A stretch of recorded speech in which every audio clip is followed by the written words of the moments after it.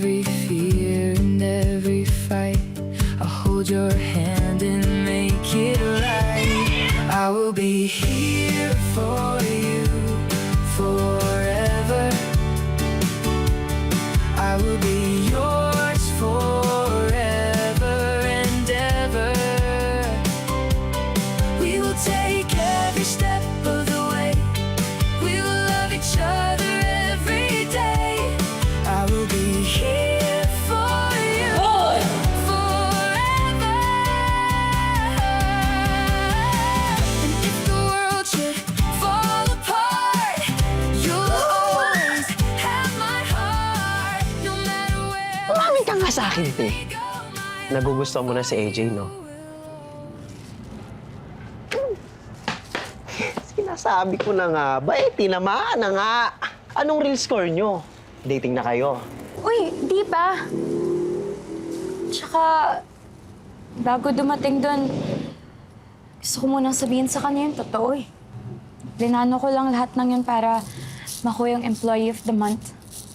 Pwede naman. Kaso, ang tanong, bet ka din ba niya? Alam mo, may naisip ako.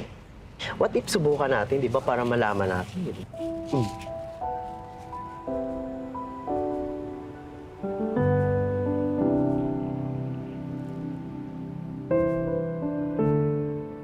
So, mission success nga tong si Nicole. Mission success? Sinasabi mo?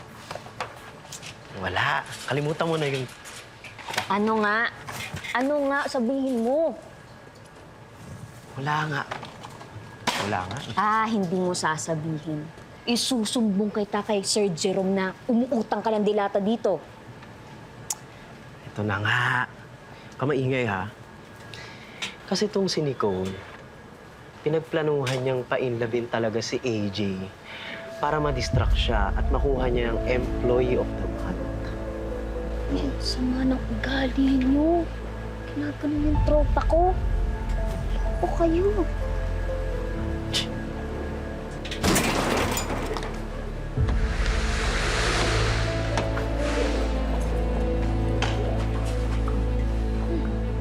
AJ! Uy! AJ! Uy! Shh! AJ, ano bang problema mo? Pinlano ba bang painlabin ako para makuha mo yung Employee of the Month? AJ, let me explain. Totoo ba?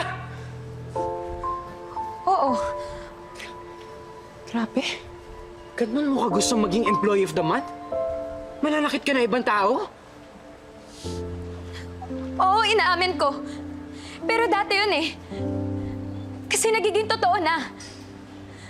Nagiging totoo na yung nararamdaman ko sa'yo. Totoo? At ano sa tingin mo, ha? Sa tingin mo ba maniniwala pa ako sa mga sinasabi mo? Eh, hindi ko nga alam kung ano yung sinasabi mo, kung totoo ba o hindi. Sure, nagkamali ako. Pero lahat na sinabi ko sa'yo at naparamdam ko sa'yo, lahat ng yun, totoo. Sabihin mo, ang totoo, wala kang pakialam sa nararamdaman ng ibang tao. Makuha mo lang yung gusto mo. Nicole, hindi sa'yo umiikot yung mundo, ha? Hindi lang ikaw yung may problema. Hindi lang ikaw yung nakakailangan ng pera. Kaysa naman, Sorry. I'm really sorry. kung gusto mo talaga maging Employee of the Month, sayong-sayo na.